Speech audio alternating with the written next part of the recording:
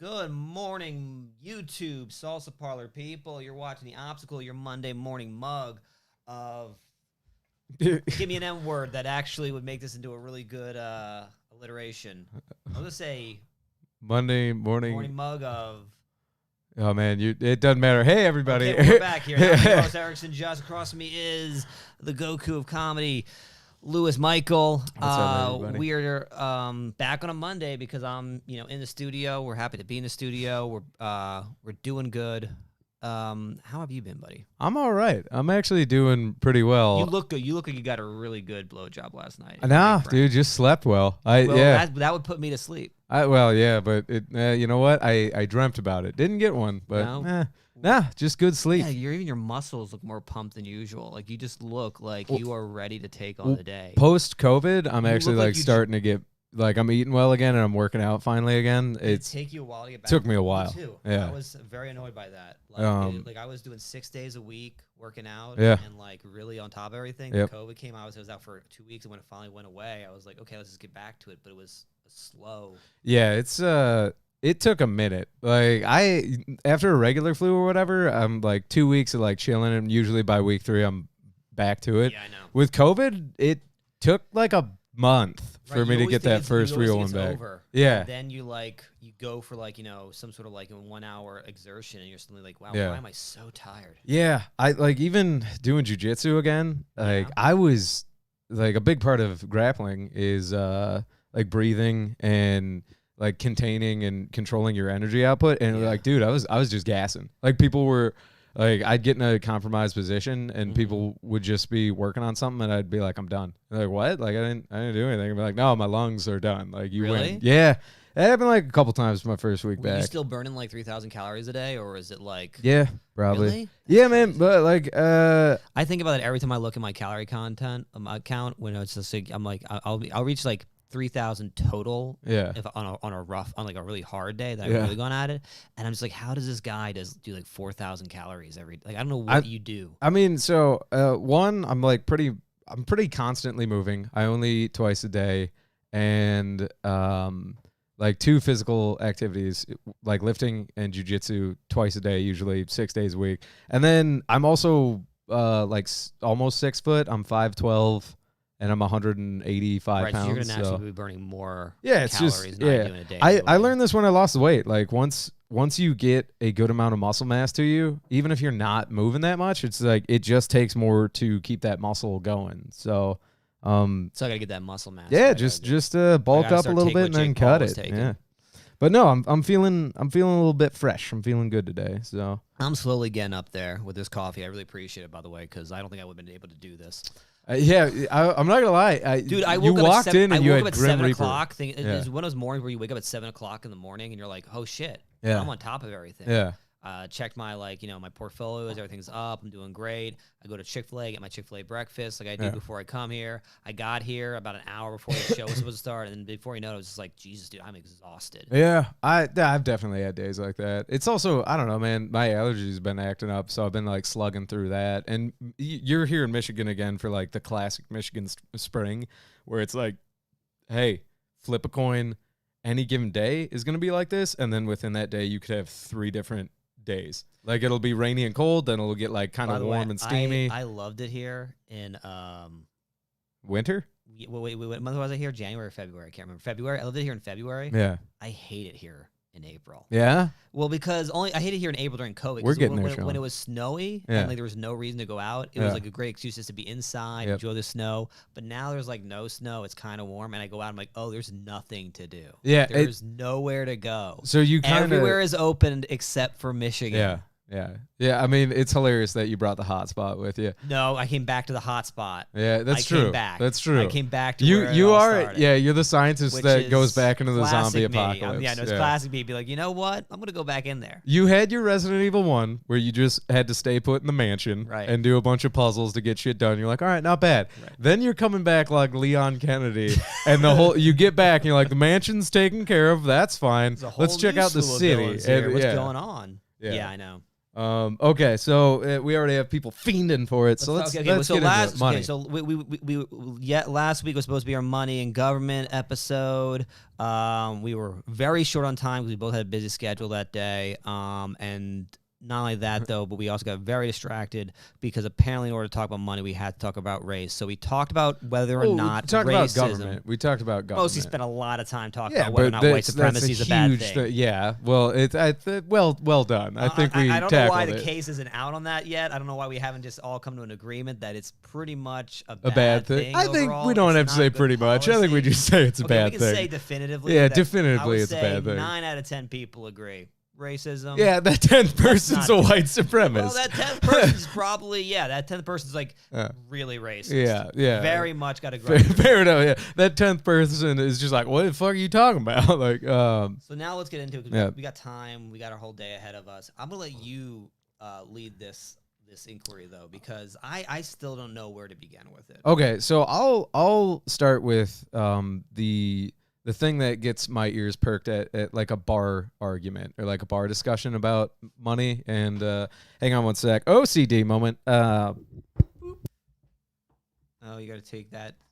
That's my OCD is bad, but I don't have one. I know, but see, because you don't have one over there, it doesn't matter. matter. If a real OCD moment and take out a drill. And I was gonna say one moment. I thought about doing it right now. For those of you that are not watching, there's a cable hole and the cable wasn't through it, and my brain was going nuts. I took care of it. Anyways, what perks me up is I call it the butt philosopher, and then the neo communists that are really coming out right now. Everybody talking about how the state of capitalism in the United States is horrific, and I agree that like the crony capitalism at the top is horrific, but I will say actual democratic capitalism, so a democracy with capitalism partnered up, is the best worst case option so far for a free and fair society. And I've heard so many people really recently make arguments for modern and new communism, and I'm just not having it. And I know it has to do with has to be an agreement about something for once. What's that? Oh, fuck communism? Yeah. Yeah, I don't know when that became a controversial thing to say in our country. I know there's a lot out there, but let's stay in the lines of actual government and money and how it works. Fuck communism. I like it as a philosophy. I like studying it, but we've seen it in practice time and time again, and people suffer more, and it does not work. Right. And I think the main reason being is the human condition. On paper, if everybody follows the rules, communism should work. But when you put it into practice, there's always that one guy at the top going like, hey, why don't I get a little bit more?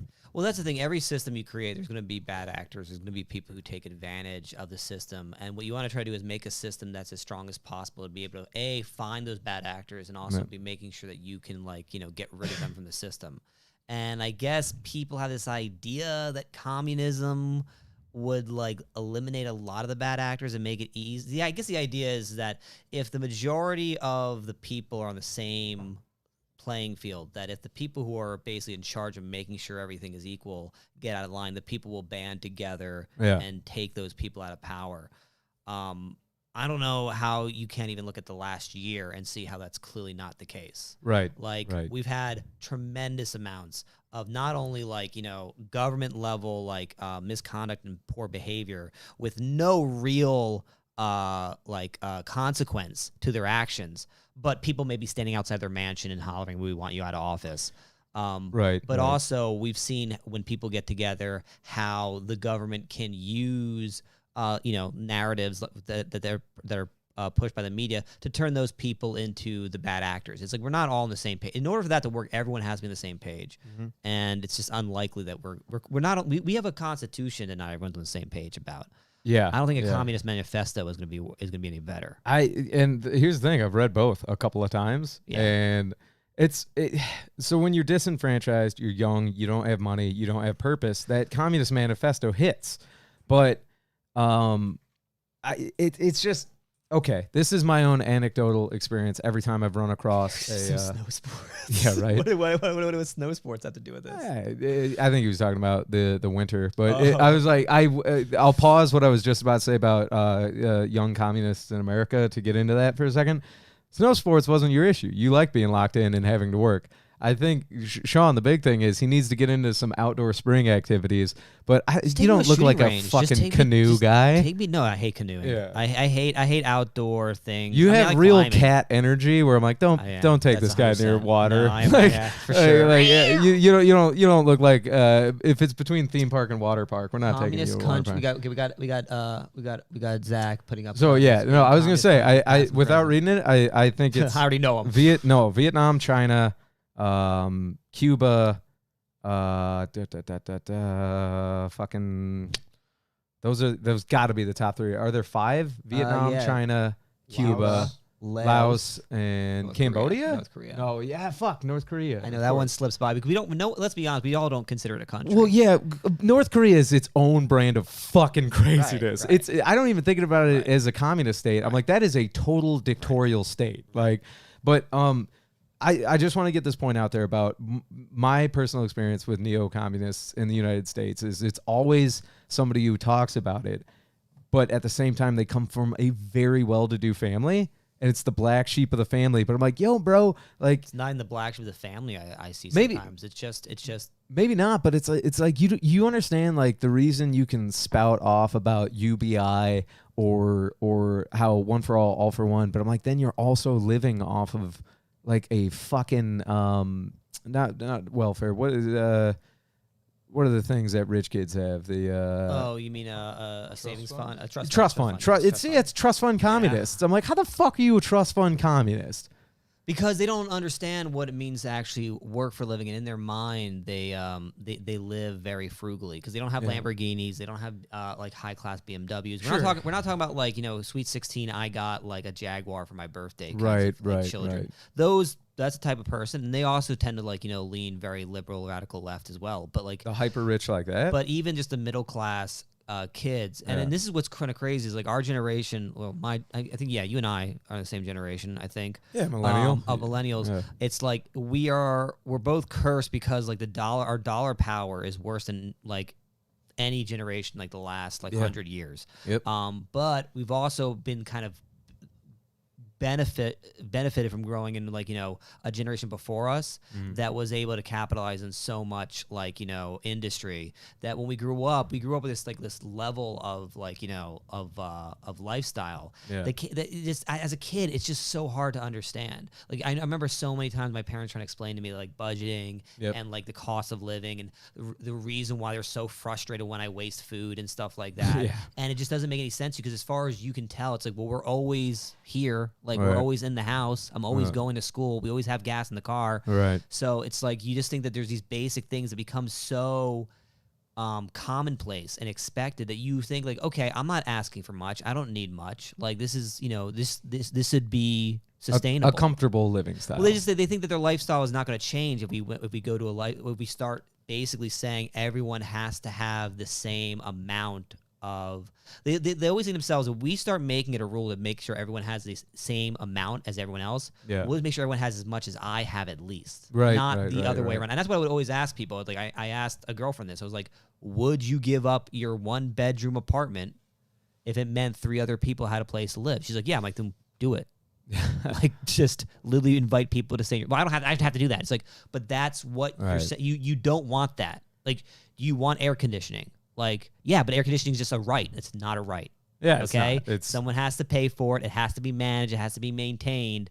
And someone has to, and it has to get paid for somehow. A note comes from the air conditioning gods. You have to worship them. Oh, man. Imagine that's what it was. We capitalistic we have gods. New Greek gods. We have the god of AC. Bloanesius. The god of data. The god of IMAX. The god of processing speed. The only reason I brought this up, guys, here, let me do this real quick. Producer cam, baby. The only reason I brought this communist countries list up, talking about how ineffective communism is, and if you look at these countries, there is one country on that list that it's actually being quite effective lately. China. Yeah. China's the only country on this entire list of formerly communist countries and current communist countries. Vietnam's doing all right. Doing all right.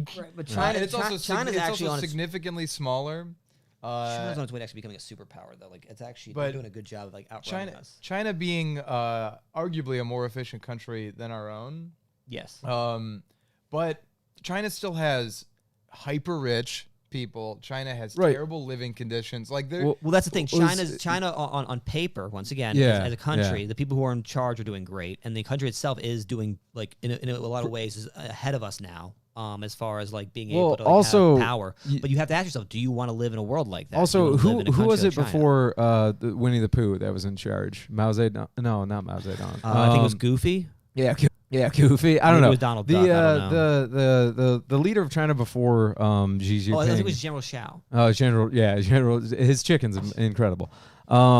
No, but the leader before Zedong? Xi, I don't think it's Mao Zedong. Dude. Sean, who was the leader of China before Xi Jinping? Anyways, point being is when China was going through a horrible famine in the 60s and 70s, Right. they opened up the economy to capitalistic tendencies where they had free trade and they allowed individual people to start businesses. Okay. But in China, here's the communist umbrella still is if at any point the state wants to take your business, it's theirs. Right. And that's a huge difference where it's like, yeah, China's crushing it right now because they're playing democratic capitalism ball, but at the end of the day, the state can just be like, not only are we making your business do something, it's just our business. Your profits are just ours now. Where here's something, I got into an argument with again, a would-be neo-communist America, and they said, well, look at what America's doing by having not the CARES Act, but the Patriot and Wars Act,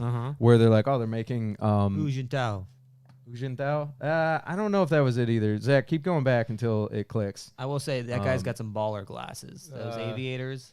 Jian Zemin. Yeah, it might have been him. Yang Jimin. No, keep going back. And these guys have the best glasses. I don't understand. Like they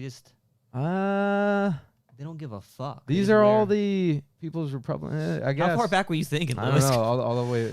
Oh, way back to 1897 with Ya Yang Ying. Keep going. The 80s. I'm completely just butchering these names. Keep Zhude? going. Keep going. Keep Sun going. Qingling. Hey, they had a female. Yeah, ruler Mao before we Zedong. did. It was Mao Zedong then. I yeah. didn't know you were going that far back. No, yeah. Well, this is certain. You're talking about things- the actual communist leader. Yeah. Oh yeah, it was Yeah. Mao Zedong. Yeah. So yeah, man. Yeah. But point being is people brought up the War Act and they're like, oh, they're making GE and all these companies make shit for the pandemic. I'm like, yeah, well that was passed and approved and Right. voted on. Whereas in the communist, They did that during communist they did that during World War II. Yeah, exactly. But now I think our feed went dark there for a second. Okay. Now though, like in China, if you're seeing these businesses and leaders of these businesses, the guy who runs the Silk Road or Alibaba. Oh yeah, I forgot his name too. Yeah. Simon Pegg. Yeah, Simon Pegg. It's, That's right. it's something goofy though, isn't it? It's like he it's does like Jimmy Jack or something like that. It's something. Yeah, it's something hilarious. I'm embarrassing myself because it sounds like I'm just being ignorant for the sake of covering up my stupidity. No, you're right. He has like But a kind I of funny really name. do. I've heard his name like 20 times because all I do now is listen to business podcasts. Yeah, yeah. I should know his name. Yeah. But it is such a goofy fucking name. Every time I hear it, I almost don't believe it. It's I'm- like Jimmy John. Or I'm not gonna Sammy lie. He Davis. also carries himself kind of gotta like look it up, Kermit the fucking Frog. Dude, I But watched. point being is I like, watched not an interview, a discussion between him and Elon Tesla. Yeah. Yeah, that's what And I was saying. it He looked was like Kermit the fucking Frog it was when he was talking with Elon. Not only but he also sounded like the most out of touch, Yeah. like rich, like aristocrat you've ever Yeah, heard in your life. yeah. Just like genuinely, just basically saying like, look, I know it looks like there's not gonna be a job, but don't worry, there'll be jobs. Yeah. Oh, problems? I just don't worry about them. Yeah, They yeah. eventually fix themselves. And it's Yeah. just like, Yeah. dude. Okay, I'm one to argue you should pull yourself up by your bootstraps, but you sound like you have never worked a day in your life. It's pretty remarkable. I think one of his quotes that I always thought was funny is he tells his son not to work hard in school. Yeah, yeah, C's yeah. do. I'm like, dude, shut the fuck up. Like Like it just there's no awareness of him. Is it CEO of Alibaba? Yeah, Jack Ma. Jack Ma. Yeah. So It just sounds like a silly name. But my point kind of being about the difference there, and then how China as a communist country is crushing it right now Right. is because they're cherry picking the best parts of capitalism to make it work still at the top for communism. And Sure. and again, Well, they basically have just been like beta testing communism yeah, for the last like few centuries. Yeah. And they're starting to get it Yeah. right. Yeah. Is what it is. They're adapting it. And that's why when people make the argument that like, we could work as a communist country, I'm like, well, take a look at China because so far they're doing it the best that it can be done. And it still is coming at the cost of a lot of people's freedoms. But we also are living in a country right now where people are already kind of like, okay and supporting limiting certain rights that we all have for the betterment of the greater good and the greater of this country. Right, but we could get into societal philosophy at that point, and it's like, what freedoms do you give up in order to, have the most efficient society with the most amount of freedom? But I don't want to go there today because we are talking about money and politics. If you want to, we can. I'm just but it's making that face that suggests anyone watching, like, I'm thinking about it. Yeah, I know you're thinking about it. I'm like, yeah, man. I would argue a lot of rights that you have in the Constitution you don't want to give up. Exactly. Yeah. Yeah, and that's one of the things where I'm like, we still have laws though, right? And it's like, people are like, oh, we're totally free. I'm like, yeah, but you can't say fucking fire in a movie theater, shit like that. Like, and that's like, that goes back to universal truths and the betterment of like a fully functioning society. And I don't think we have it all figured out. But again, when I say the best, worst possible option, I think we're doing right now. That's where I think we're at. But the worst option of it, no. You don't think we're doing the best, worst possible option? No, because and this is what people keep doing. They keep on conflating capitalism with cronyism, and it's not the same thing. Well, I was about to bring up crony capitalism being the toxic part of what's going on. So what's happening now is not really a free market, and it's not really just a matter of like, there is a lot of innovation that's still being kind of created because it is still like a capitalist model. Yeah. But we have so much like red tape and control. I mean, like there like tons of small businesses are gone. Yep. And it's not just, it's all pandemic related. Yeah. But a lot of them are because people literally destroyed the entire space. Yep. And the insurance companies are like, you are not covered for this, and Yeah. we have no interest in covering you for it. Yeah. And the U.S. government's like, well, we'll give you some money, but you're gonna have to make sure you pay it back at some point. And like, Right. we can. And by the way, you're a white dude? Nah, sorry. We got to help out the blacks and the women first, and then we'll get to helping out. Yes, this is actually a real thing that Biden passed. Yeah? They specifically are helping out black and female farmers specifically before helping out, like based on, they're giving out, like I believe, loans or some sort of like financial stimulus help to farmers, but saying we are only focusing right now on female and black farmers. Really? Yeah. Really? Yeah. Yeah. Yeah, I'd like to see that. And you can go two ways. That you can talk about like the social, like political, like identity politics of all of it. Yeah. But there's also like it also falls into your whole cronyism thing, like, because at the end, and that's what I think is actually probably a stronger thing to focus on, because it seems like we do get lost in like the whole like, well, is it bad and do these people need help? It's like, yeah, everyone needs help. Right. But you're right, it's bad policy because somebody's definitely benefiting from that decision, and I'm not even going to say what race are because I don't know. Right. There's somebody who's like, I can benefit from making sure that certain people get this money. Yeah. So that like, I can take a good part of the And lion's share. it's not in the same vein of like God, what's the schooling thing called? When it was the program set up to help minorities get into schools. Affirmative action. It's basically, is it in the same vein? Basically, they're saying like we'll get to the white men when we get to them. But right now we're focusing on. And on black it's like it's phrased like that, or is it? It's not we'll get them when we get to right, them. No, I know, but it's saying black. I don't remember the exact reading of it, but like I'm not like just.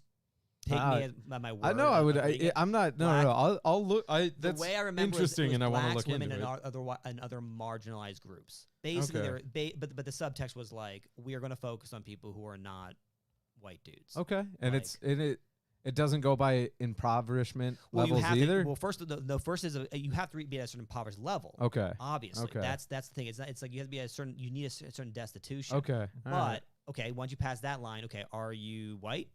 Okay, well, we're right now we're serving black people. And legitimately, that's female farmers, which I don't even know what portion of that is anyway.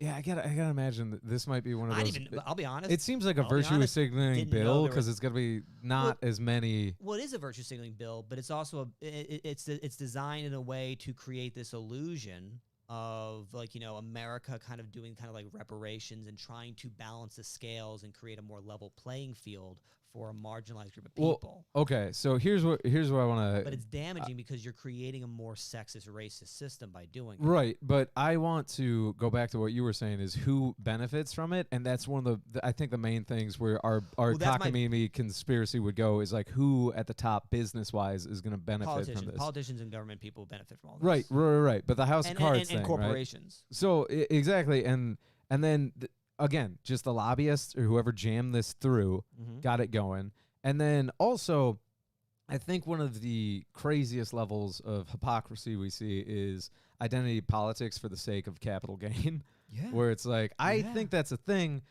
but at the same time, when I look at who's running the country for real, and then you look at like Coca-Cola, Nike, Nestle, stuff like that, where they publicly endorse one side. Yeah. If you look who they contribute to, they're giving money to both sides. Yes. It's a fucking show. That's ridiculous. what I was saying last week. It's I know. a show. It's fucking ridiculous. And I looked into it more, and I heard more about it, like specifically in Georgia, Right. when like Coca-Cola and a few other companies condemned that voting bill that came out, and I'm ignorant to as what the voting bill was and what the It's controversy just was. saying you got to have the ID to vote.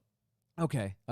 That's been an issue since voting. And It's been a can talking you still point. show up and do what people do when you don't have your ID and they're like, all In right, fill Georgia, this. without, I mean, there might be some like, write down your ID number thing here, but you need an ID to vote. Okay, see, that's a little fuckered because here still we had it where if you had no way of identifying yourself at the polls, you still filled out like the voter ID. They might have that too. Okay. Where they line it up with your information. But my point is, like, what I can, with the little knowledge I have, what I'm almost certain is like basically what it comes down to as far as law is concerned is like if you do not have an ID, like Right. an issued ID, like Right. you've never gone to like the DMV or wherever you go to get. Yeah, like, you're your not. identification card, It and there's seems no like card number. then once you're you not- cut kinda through the not having Social bullshit, it Security seems card. like a way to keep illegal immigrants or Illegal anybody that's I will- not from. I will definitely argue to keep illegal immigrants out. Yes. Yeah, I think what they're trying to do is stop, keep or to stop people from double voting. right. But I think at the end of the day, they're trying to. I get where they're going for it. I just think it's butt execution, and it's How so? because it's like there's still ways to go about it. In the voter identification, like if you show up without your ID, but you're like I'm a fucking citizen, I'd be like, okay, cool, write this down and we're gonna look into it. Like I said, I think they probably do have ways of doing Okay, that. 'cause Look, I here- never trusted that. like I Here's said, the I'm thing, here's the ignorant thing, to here's the what thing, was they had- going they on had down stuff there. like that already. Yeah. Like I remember when I wanted to vote for Bernie in the primaries of Yeah. 2016. Mhm. And this really annoyed me. I went there. Yeah. I'd registered ahead of time. I went to exactly the registration place. I gave my name. They couldn't find it. Right. They looked at everyone. They're like, okay, well, we can't find your name registration, so we're gonna have you fill out like I forgot what they called it. It was an absentee. It was like a preliminary ballot or something like that. Yep, Like we'll yep, send yep, this yep. over to the ballot place tonight, and we'll match with your name. We'll count it. I'm like, so it doesn't count. Like, no, it'll count. I'm like, Yeah, the it's like okay, the, sure. The primary will have been decided by 8 p.m. tonight. You're Yeah. saying this won't be until 9, Yeah. so it doesn't count. Yeah. Like, no, it counts. I'm like, whatever. I Yeah. just walked away because I was and pissed and angered the system. Yeah. They probably are still doing that in Georgia as well. Okay. But what they're saying is that if they cannot tie your name to an ID, probably Yeah. that it's not going to count as a vote. And I don't think that's ridiculous, personally. I- At this point, I would say I've never met anyone who doesn't have an ID or can't get an ID. right, but I would say I get where, and this is, Yes. people use this for free speech arguments all the time. Yeah. It's when you set that precedent of like putting laws and control into action over voting, Yeah. it's like it can be scary. But here's the thing. I get. I would love to know like one of the possible I think there. Well, issues. going back to voter ID, and then eventually being like you have to be this, or this to vote. Oh, you're instead so of just being it's a slippery slope. You're I- saying It could be. I think, but here's the thing. I think what they're doing is good intentions, where they just want U.S. citizens to vote. right? and only vote Because I once. would flip with you what you said earlier about like there's human rights, but then it's a deciding on which rights do we start to like quote unquote limit in order to make sure the best for everyone is. Right. And I think living in a world where we're getting further and further into like the ability to deceive and duplicate and falsify. Right. I think saying just like you need to at least have a government Hey, ID. Is totally I reasonable. get what you're saying because there's got to be something because I mean look at the countries we liberate. 2003, the Iraqi elections where we literally put ink on people's fingers. I was like, nobody thought that'd be a bad fucking idea. What? I don't know what you're talking about. So back when the U.S. Liberated, and I say that in air quotes, I'm being pretty critical of it, but not cover my own ass. Not to the troops, of the boys on the ground. Like fucking love my guys in uniform. But No, what you definitely have a problem with the people who decide what they do. I have a huge fucking problem with that because it's like, dude, this is a different fucking podcast. I've been there to pick up the pieces. But as a quick aside, because that does kind of wrap into all this. Because what I'm mostly talking about as far as money, well, and the government fortunate is the way to distract us. Is that like, see, you feel like you need to keep saying that because because people will mistake what you're saying as you don't support the troops. Right. Like, I actually love the troops. I love them. The way that we abuse them. Dude, is not okay. And because you got a fucking, I got a rant boiling right now because I'm like these fuckers. No, these fuckers that use our guys, right? Use and abuse the best trained, most sledgehammer ass kicking dudes in the world. Use them as just meat bags for again crony capitalistic ways. And then when these guys come home broken and they get not enough, right? That fucking enrages me. And my whole point being, even in the whole voting thing as well. Yeah. The war of Iraq, they get into voting, and when Iraqis showed up to vote, they dipped their goddamn fingers in ink so nobody could come up and vote twice, right? It was their brilliant. That was their way to do it. That was their voter ID. Low budget voter ID. We're like, let's put a very hard to wash off, near permanent ink on people's fingers that will only fade as the human body makes new skin cells. Like a surface level fucking tattoo. Right. I'm like, dude, you just fucking targeted every free Iraqi that wanted. Right. I'm like, it was retarded. Right. I was like, you're gonna have. Right. They weren't considering the possibility that this is something that people. Dude, there's no anonymous. It's not anonymous. It's not anonymous voting. Saddam Hussein's kill squads and the Ba'athist loyalists were like, hey, how do we find the people who are definitely against Saddam? Oh, I know. The Americans inked their fingers for us. Thanks, gang. I was like, Jesus, it's the opposite of blood over the door. But, so, again, my point being... That is fucked up, but how cool is it that Biden decided, instead of taking the troops out in May, we wait until September 11th so we can have like a 20th anniversary party?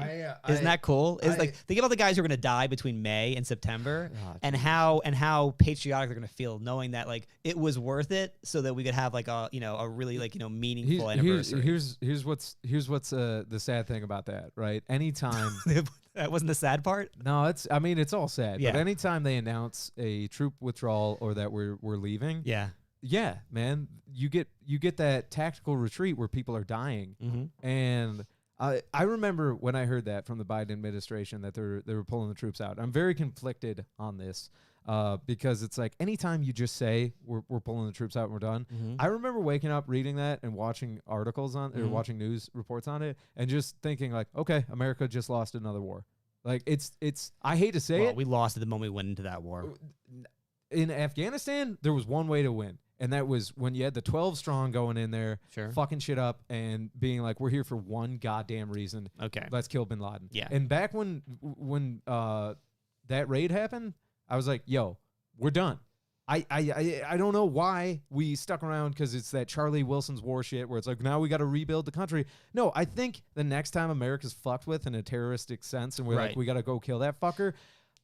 Let's not pretend this isn't a revenge killing. Well, no, it totally was. That's what I'm saying. But they're saying we're also here to make sure we make it a better place. It's like, no, we're not. We're coming in. We're fucking shit up because they fucked with us. Here's where I'm a little too emotional and attached to the guys that are actually like doing this stuff. Yes. I'm like, yo, dude, go in, stop being a fucking scalpel, fuck shit up, break shit, kill the motherfucker that reached out and punched us in the nose. And then when we leave and they're like, hey, you gonna pick up these blocks? Be like, no, but don't fuck with us because I don't really want to come in here and keep fucking your shit up. But like, knock it off. And then I'll lead this more. The terrorism, the ongoing global terrorism, and specifically targeted terrorism against the United States, definitely because of what we're doing with our money and economy. And the dangerous side of crony capitalism isn't just the oligarchs at the top playing ball to become super billionaires. It's also what they do to people around the country with our name. They're using the United States name to fuck with people. And then who takes the real hit? The same people getting fucked in America. Yeah. And I'm like, dude, that's where I'm like, the money in politics, I'm like, Well, that's all part of the military industrial complex. For where sure, there's a for lot sure. of money in war For and a sure. lot of money to be going after other countries and to get people interested in to get people in America to be defending the idea of us going to war, but also not to be too critical of it.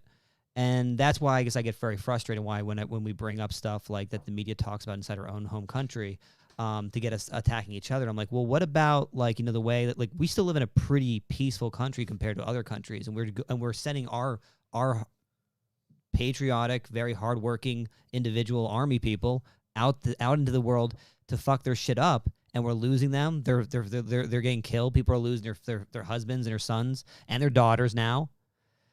And we're like, well, no, but seriously though, we have to make sure we support black businesses. Like that's the most important thing right now.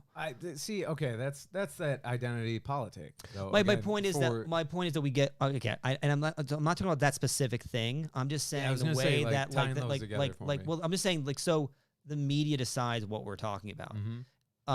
Donald Trump wanted to pull out all our troops in May. I forget when he announced that, but He it did, was yeah. but it was like maybe a year ago, and the media slammed him for it, Yep, saying that yep, it was a yep. terrible And idea. now Biden wants to do Biden it. wants to go out on Yeah. September 11th. It's like finally the president's a president who's doing what he needed to do. Yeah. And it's like, okay, if you can take away sides, it's not about sides. It's about the way that clearly this is a big industry in our a big part of our country. A bit with the fourth estate is basically deciding what we should feel about these events, as opposed to just standing as a country about towards principles. Like, what are we for or against war? Do we want our troops home? Do we not want them home? Or do we do it? Or do we only want the guy we want to bring him home because he's the good guy to bring him Right. home? Well, you're talking about giant liberal media corporations. I don't even think influencing take liberal people's because I think opinion. Fox is in on it too. Oh, for sure. Like but I think I don't look Again, I don't that's look at both I sides. don't look at media Yeah. as like a partisan in a sense that I don't think they really truly believe liberal or Republican politics. I think if anything, actually, they were leaning more Republican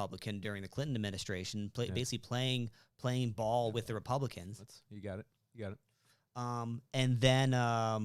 And then the Democrats saw how well that game worked and realizing that they had a much better in with Hollywood and progressive Right, ideals, because that's right.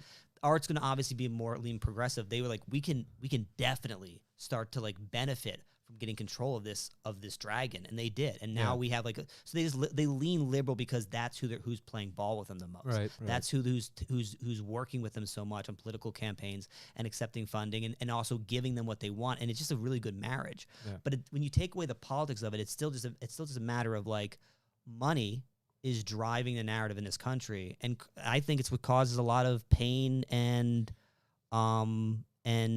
destitution for a lot of just Americans, and it's what has getting us turning against each other rather than the people in power. Right, man. I mean, again, now we're kind of really getting to the nitty gritty Right. of it. Is making the plebeians of America Right. fight each other, Right. squabbling as the top. It's that master of puppets shit. And I don't even think it's a conspiracy to really get into that when you could just fucking see it happening, man. And from the inside, like at a very low level, when I was interning with some lobbyists, I just saw money in a manila envelope slide across a fucking coffee shop table. Really? Yeah. And Wait, I was where like, is this? it's in Lansing. They're Yeah. doing deals in Lansing? What? They're doing deals in Dude, Lansing? it's Michigan's a pretty wild political state, and then it was congressman and Capital of the state, dude. yeah, capital of the state, baby. But yeah, man. I mean, in there's legal ways to say what that's money's for, and if you get. But there was I also when I was interning, I'm like, well, why are we doing this at a coffee shop? I'm like, well, because we can't technically do this. And it wasn't technically. They're like, we cannot do what we're about to do in a federal or government building. Okay. But if we're at a coffee shop, no fucking problem. Sure. So we loopholed it a lot. I just want to chime in real quick before the conversation goes too much into the nitty gritty, because what Erickson was talking about. Let me do the bump like that. Something in regards to like the media saying stuff and like kind of like taking things and like how people are scared and at each other's throats now. And they definitely fuel that fire. Yeah, and I think that we right now are like, I think people are so delusional and confused and like they're just angry Mhm. that like during the like BLM and like all those protests and stuff in Alaska. Yep. Some guy was skulking around with like a knife or a gun. My brother's Coast Guard base, Jesus. trying to take somebody out.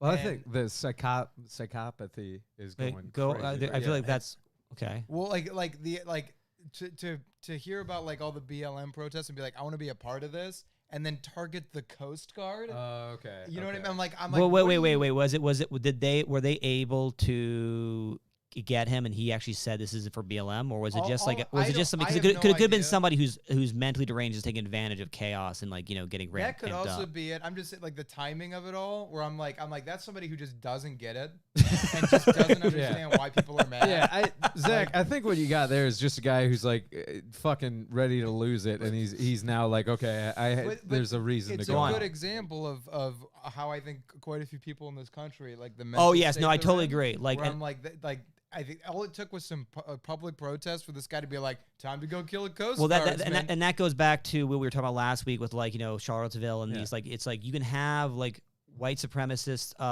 doing a protest about how they think that they're Also, superior race, or you can Back have the Coast Guard. Yep. Or Black Lives Matter protesters. There will always be a group of people who are like seeing it as opportunity to get out whatever kind of Right. violent, and it's a sad reality of human beings. This country is boiling over right now. There's not a lot. But of I cool still, heads. but I still think, but I blame a lot. I think the government and the media and basically the establishment that is participating in this capitalistic cronyism that you're talking about is benefiting from it. I think they like seeing it. I think they like seeing people talking about stop Asian hate and please stop, get these guns out of these white guys' hands, rather than talking about like, hey, like, all small businesses need to be helped. You need to start rebuilding these communities.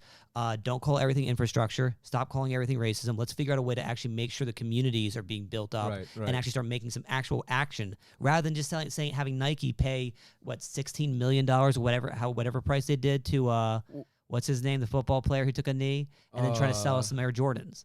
Yeah, Kevin Kaepernick. Kevin Kaepernick.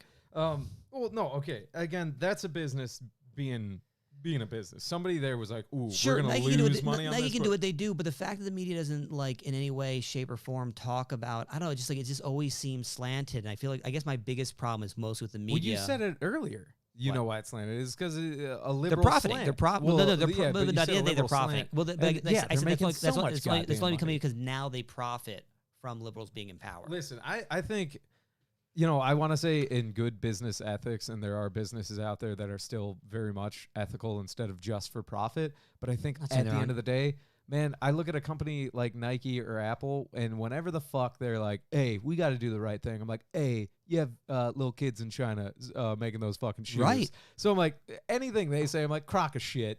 I don't believe a moral stance from a company like that ever.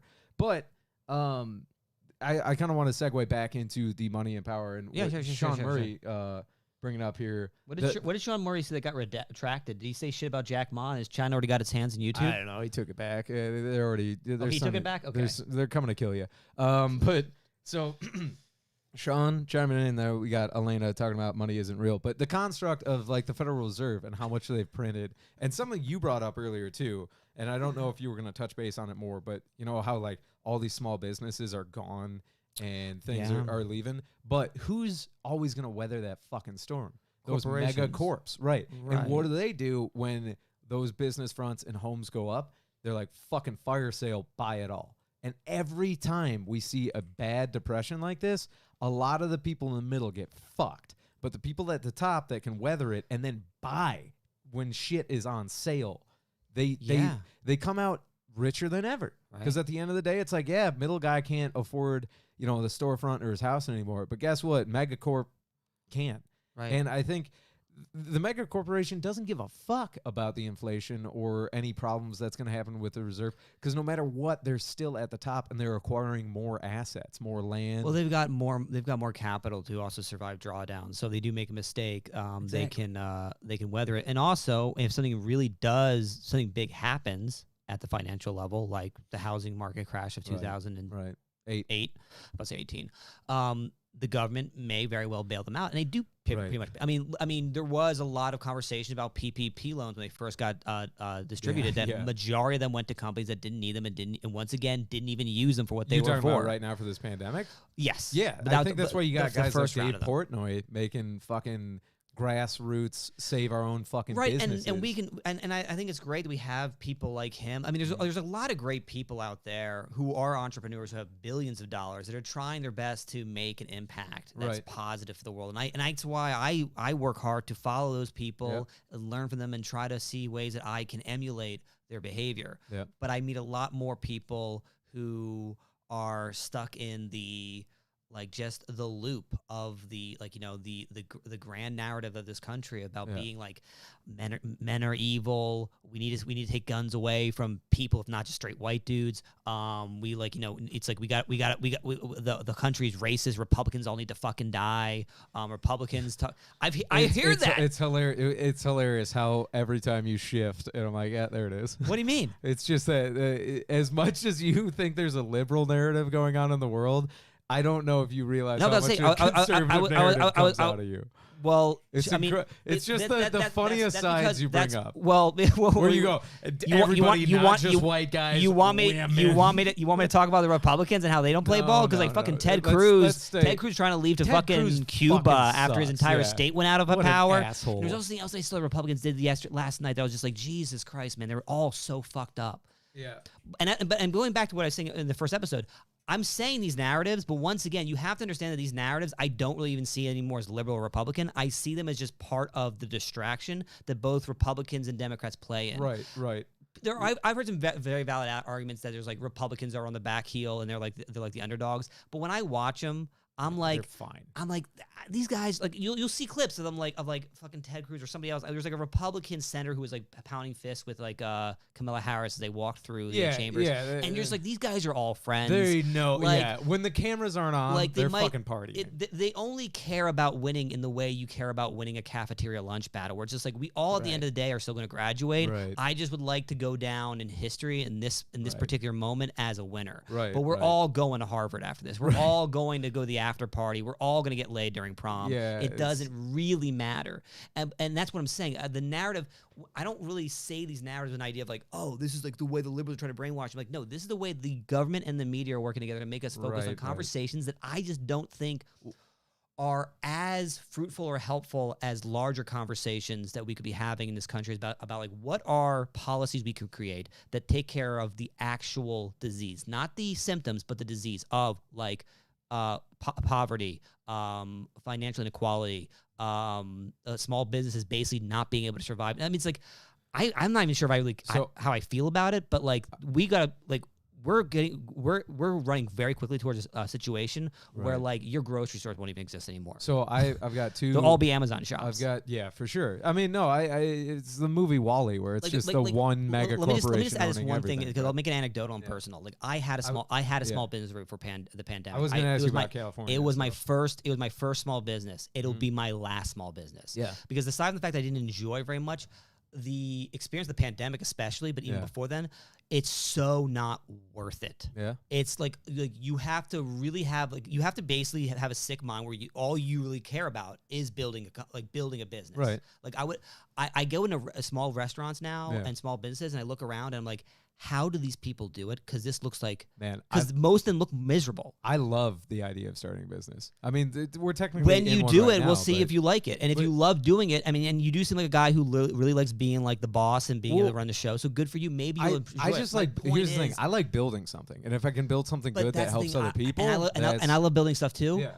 But building a business, it just seems like it's such a fruitless endeavor these days, especially a small business, that I don't see what the incentive is to doing it. Because if you don't already have like a large amount of capital or a product you're really excited about, I've and three- by the way, I'm talking about like retail. No, I'm not talking about like a startup or like a software company No, like no, that. I'm talking about like I'm picking up what you talking put about down. well, I need to be specific because just like I see the businesses, the kind of businesses that we lost a lot of this year. I don't see what the incentives are coming back. Why would you really open up a coffee shop Right. when there's already so many other franchises that do such a great job of selling the idea of like a small town So coffee shop? I was about to bring this up, right? and I had 3 businesses. I kind of want to, especially when you know now that like a pandemic will destroy you and no one's coming to save your ass.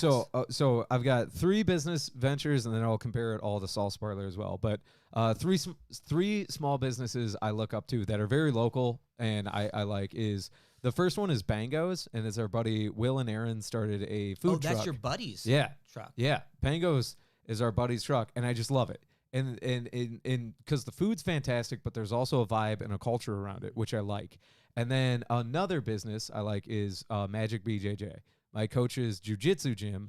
Very cool. Again, it's another kind of unique thing. You know, it's not just selling whatever. It's a martial arts academy. And then the last small business. No one's going to franchise martial arts academies. Right. Well, they might. I mean, fucking Eddie Bravo did with 10th Planet. So it's like that. That's actually a thing. And then the last one being the Ann Arbor T-shirt company, which is I knew these guys when they were in college as my brother's friends, and they started a small T-shirt shop out of their apartment. Now they have a warehouse in Ann Arbor, and they're crushing it. It's both brick and mortar and online. And what I like about these businesses is they're not doing anything particularly new, but what they are doing is what they're doing, food, martial arts, or T-shirts. They're doing it amazingly well, and then there's a vibe and culture behind it of coolness and care that I think sells the brand, right? The branding of something is very important. And I go back now to Salsa Parlor. We have fucking tripped and stumbled doing everything. I love all 4 of you watching right now. Smash that fucking like button, please. The subscribe button as well. But the thing is, what really got us going was the house show and the vibe, right? Are we profitable? No. Right. But right now, it's like when people came to shows, they just felt good. And I think if you open a coffee shop that the coffee's good enough and it's in a fine location, but people go there and they feel good, right? Then I'm like, well, that's where I can see as a true good small business owner, you're like, yeah, sure, I've got this product, but I also want my customers to come here and have an enjoyable experience and have a little bit better life. Yeah. The jiu-jitsu one, I think, is the outlier of those 3 because that is not a business right now that I think is at risk. Like it's only it's at risk during the pandemic, yes, but there's always going to be well, jiu-jitsu is also in vogue, real hard.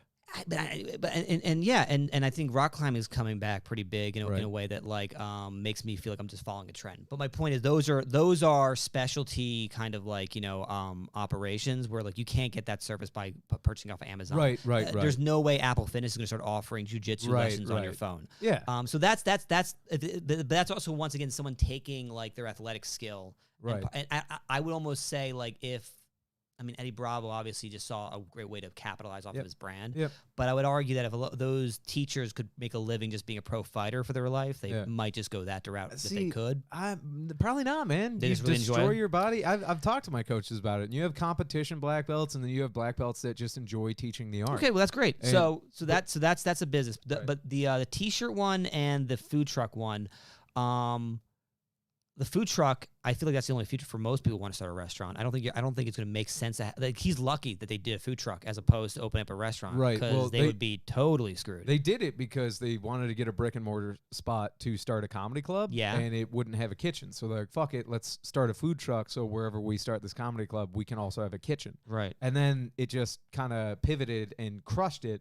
And now, like, I'd argue Bango's is the most popular, best food truck in Lansing. And it probably is. It is also, it has a vibe. Like, you've seen the truck, right? It's like, no, I have not. Oh, my God. Like, that's the thing. Their Instagram is awesome. The food pictures they take is great. They give awesome shout-outs. And then the truck itself is painted, like, in such a unique way that if you drove by it and had no idea what it was, but you're like, that's a food truck, you'd be like, I got to fucking stop and see what these guys are making. Right. Like, and that's what I'm talking about.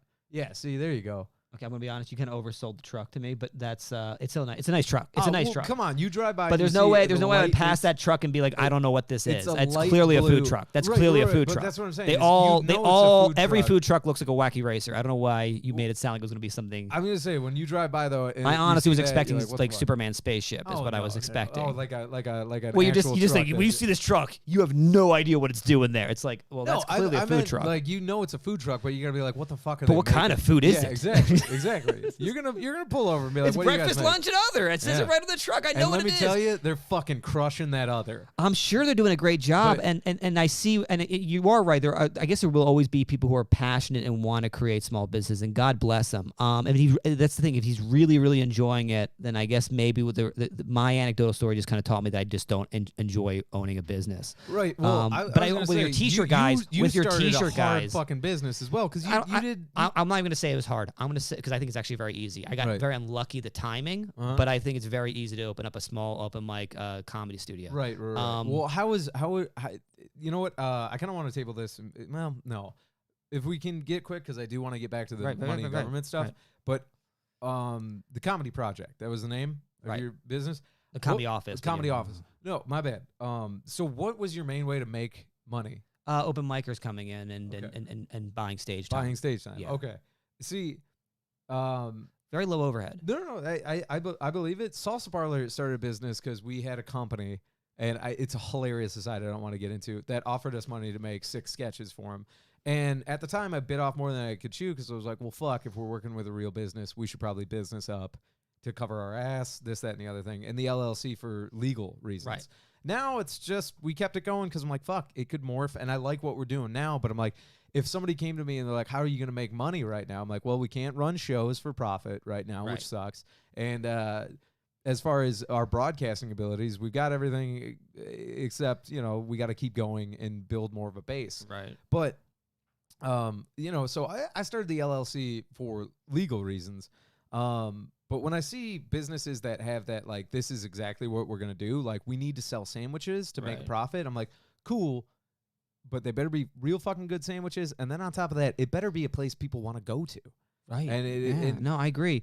The t-shirt company is the one that I would probably like focus on as my ultimate point is just that, like, I don't know what their margins are, but I'm sure that I wouldn't be surprised they're probably getting worse and worse every year. No, they're crushing it. They're crushing it. Yeah, because they're always making profit off of selling these t-shirts. Did they create the shirts themselves? Okay, so I skunk works for them for a while, where they would do like funny tees on Amazon, and I would just make designs for them, or like pitch designs, and they'd make them, drop ship them, put them out there. Right. So they're all over the web.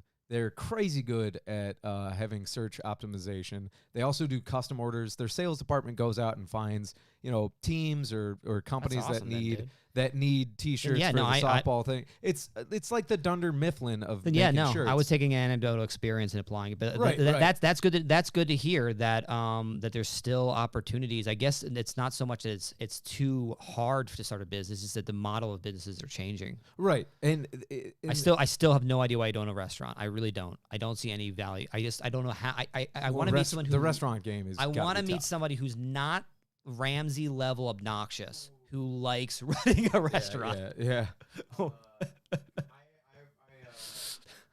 My mic was muted. I have to chime in for a hot second here because this is. I mentioned Ramsey. Because I speak of Ramsey. I have a video up on YouTube. No. That's near 1,000 views. No. So, in regards to like, I kind of wish Lou was here for this. And as far as business stuff is concerned, this actually reminds me of a conversation we were having as like a house about Salsa Parlor as like a business. Yeah. And Jake, Salsa Parlor's finest, when we were talking about working with, I'm not being cheeky. I know, it's just funny. Whenever it comes up, there's always some sort of added word to him. When we were kind of like pitching ideas on what we could do with Salsa Parlor, and I brought up, trying to work for companies again, like we did with Green Lumber, and we're trying to do initially when we made our LLC. Jake brought up a really, really good point. And I think this extends to literally every single small business ever, not just our own. Yeah. And that is, why should anybody that needs work done work with us instead of an already established company that does what we do? Right. And he used that as a base of nobody will work with us because we're not an established company with like a sitting client base and all this shit. And it's a really good point. Yeah. And I think that's an issue that literally every single small business struggles with. And kind of my thought process because I sat on that for a while. Yeah, same. And my thought process in regards to why should somebody do our thing when they could do the thing they already know or use the thing they already know, and it's I don't know. Yeah. That is the thing that every single small business in America and I guess the world has to solve is why do my thing? That's like business 101. But hearing like a friend of yours literally say that out loud about the thing you're doing and we're doing is interesting because Bango's had to do the same thing. Why go to Bango's when you could go to your favorite restaurant that you already go to if you want to go out to eat? Well, now because you can't go to your restaurant. Well, or like why not just go to McDonald's or Also, why not just do this or go to Chick-fil-A drive-thru? It's easier, it's quicker than going and sitting out waiting for your thing to be done at a food truck. Like a lot of people love food trucks, but Well, I know what you're saying. I know it's the question is what is it that you're bringing to the market that nobody else is bringing? Why go to Ann Arbor T-shirt company when Spreadshirt exists? And Zach, I think what eventually, because I'm such a fuck it, let's go kind of guy. My whole energy was because it's us, man, and because we might not be the best right now, but there's gonna be that Salsa Parlor edge. Where I'm like, we're gonna do it. I also just and we'll undercut everybody by thousands of dollars. I also just do like small businesses in general. I think everyone. What'd you say? I said, and we'll undercut everybody by thousands of dollars. Right. You could pay Salsa Parlor $360, and we will shoot, edit, and put a whole thing out there for you, as long as you also give us 3 sandwiches, Bangos. But sorry, point being, and then I was going to bring this back to our macro conversation. Well, the only reason why I bring up the T-shirt thing is that the thing is that like, so I imagine the food truck at one point had to shut down because of the COVID rules. No, they fucking crushed it. They stayed open the whole time. There's no limitations what they could do. The only time they shut down is they had an outbreak, and I mean it's two. Okay, fair enough. No. I mean that's okay. So that's awesome. There's no laws. I mean. Theoretically, someone could have created a law saying that like no restaurant can be open right now and stuff like that. And they would probably have a hard time recovering as opposed to say a large corporation, stuff like that. But it does sound like to me that I was misinformed as far as believing that mostly I don't know. Like I said, it was an anecdotal thing where it's like I have a hard time understanding how someone could start a business. Well, but it sounds a real hard one though. I don't think it was a hard one. I think it was an easy one. I think it was bad timing. I think I'm not the kind of person who likes to run businesses. Fair enough. I like having my own business. I like managing my own money. I like working with people. I don't like I don't like having to like manage fines and fees and like licenses and having to like have deal with overhead and just deal with like it's not you fun seem for like me. a sole proprietor entrepreneur more than anything. And when a pandemic happens, it shuts down all my business and I have to like recover from that and figure out ways to take out loans and start to like basically make hard decisions. I'm like, this is not fun. And what the number one killer was for it? It's why I guess I'm impressed by both Bangos, your T-shirt guys, and your what was the third one? The Jiu-Jitsu guys. Is that bad customers are they honestly destroy all the goodwill of 10 good customers. And there's so many more bad customers than good customers. There's so many people who just like look at everything in a a winner take all zero sum kind of mentality of like I don't have to respect this place. I have to respect you. I'm bringing the money. You're lucky you even have my business. I get to have whatever I want and you go fuck yourself. And I just realized like I can deal with those people because my mother was one of them, but like I definitely don't want to serve those people. Right. And I think I don't have the ability for it. So good to you, Bangos. Good to you, Ann Arbor T-shirt Company. Yep. That's the name of them. Yeah. And good to you, Magic Brazilian Jiu-Jitsu, because it takes a tremendous amount of like patience to work with those type of people and make money. That being said, I do feel like what. It's funny. I'm like the one business where I'm like, not a ton of assholes hang out is the jiu-jitsu class. Right. You get one or two that are stubborn and won't quit, but it's like a shitty customer there gets his ass whooped and never comes back. You really have to be. You can't be complaining like, hey, I'm not winning a lot of these sparring matches. Like, well, that's kind of not what this is. Yeah, I'm like, those people will fuck off real quick. I'm not paying you guys $300 a month just to get my ass kicked. It's like you literally are paying us $300 a month to get your ass kicked. That's exactly what our business model is. I don't care. A really good customer can account for a it just doesn't do it for me, Yeah. Sean.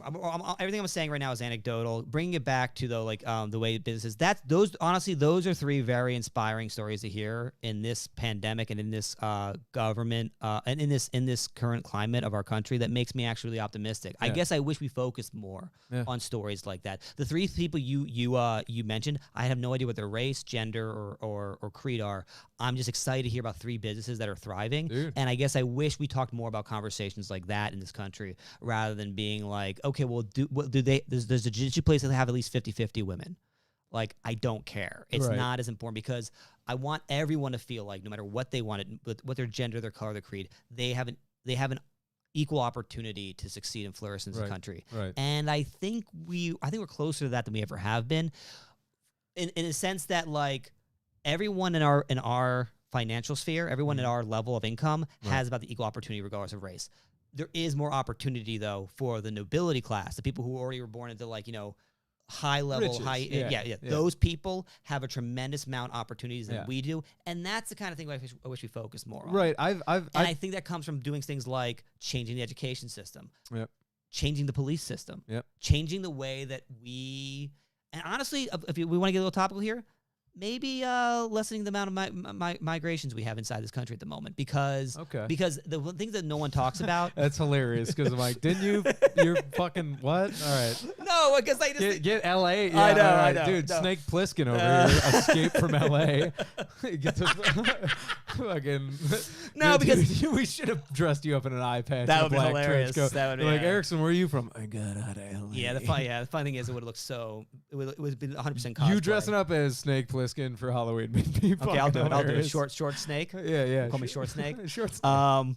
No, because they're just like, I guess and I was only thinking about this recently because of the whole the whole voter ID thing is also being parlayed into a conversation about migration and how basically Democrats are trying to basically add 3 million people into our population or something like that. And there's the argument that they're just trying to create voters and they're just trying to and the argument is Republicans are just racist. Dude, that all aside, as someone who came from LA and was constantly getting traffic tickets, and went to the court system, I saw firsthand, and I would love anyone to tell me otherwise. How what I saw was not what I was watching. California takes so much advantage of their illegal immigrant population. I was going to ask traffic fines you and subtle threats of deportation that they basically are creating a slave class of people.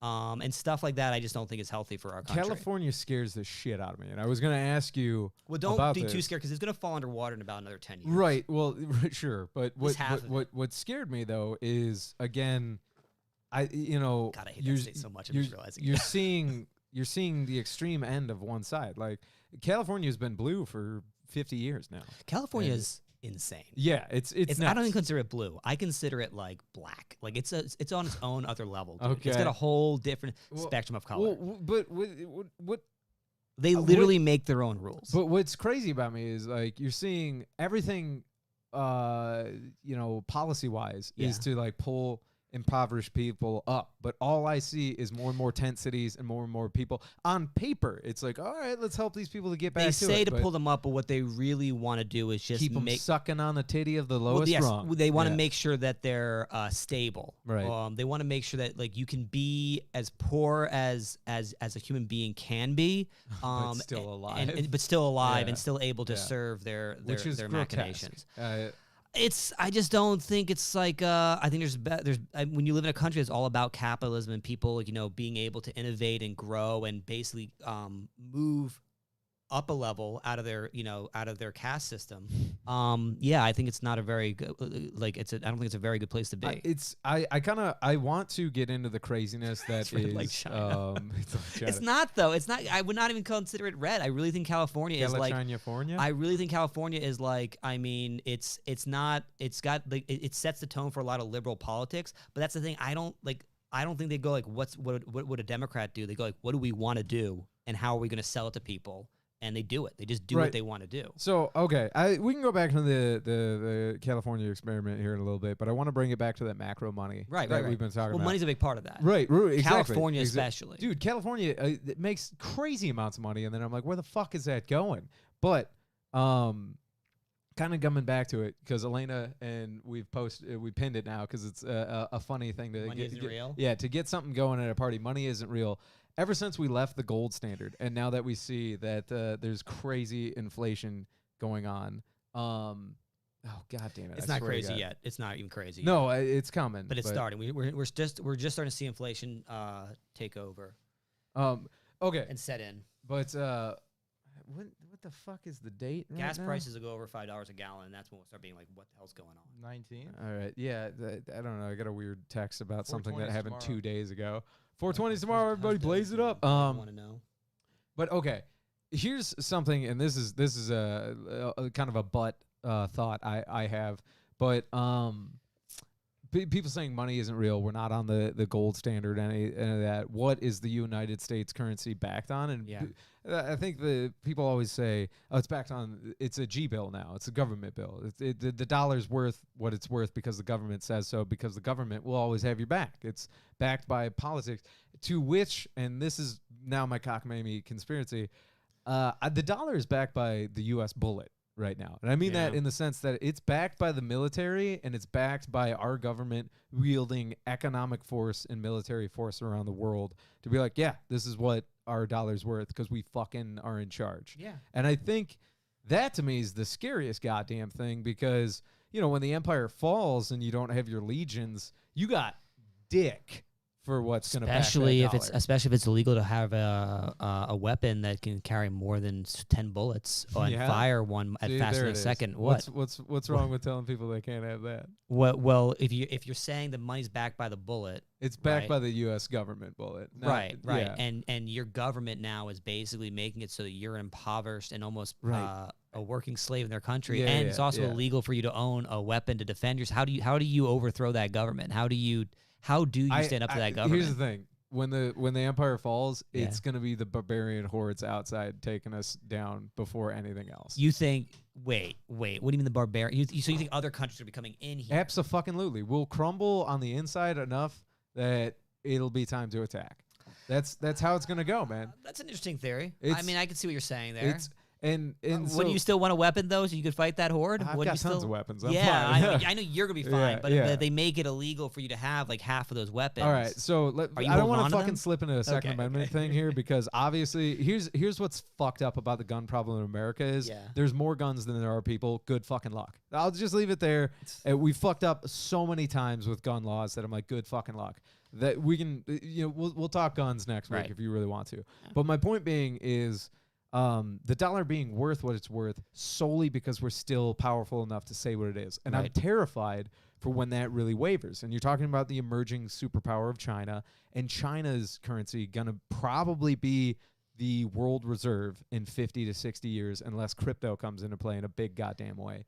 I would say crypto is probably going to. Probably. I mean, but my point being is how do you feel about that?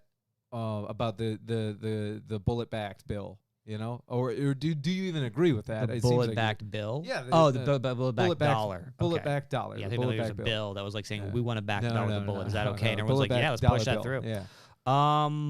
It's true. I mean, how do I feel about it? That's the reason why I'm so big into crypto and I'm so big into decentralized finance and people having control of their own money. Right. And I'm hoping that I guess this is like on a macro level, like why I get upset about the way that the country kind of pushes us against each other is that in order for things like that to work, like, the dollar, the crypto becoming the standard and people being able to have like financial sovereignty is we have to all be on the same page.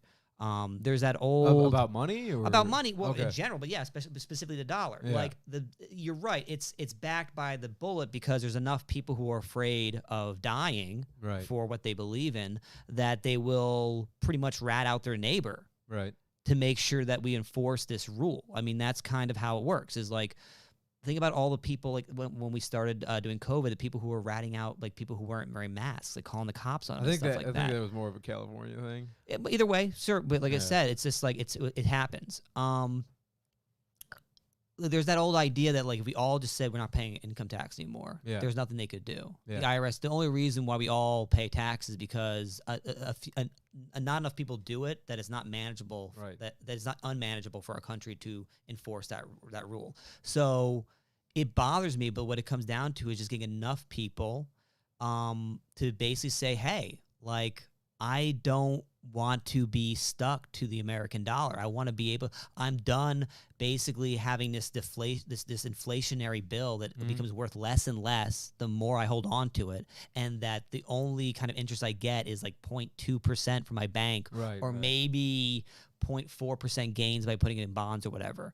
Right. Like, and not to mention that if I happen to have to cash out at the wrong time, it's worth even less. Yeah, I mean, so people have to get on the same page about that, and that comes through education. Right. And yeah, pretty much just education, honestly. Yeah. And people wanting to work together, and that's what. But we still have an education system that focuses little on giving people financial competency, or critical thinking skills, or the ability to understand.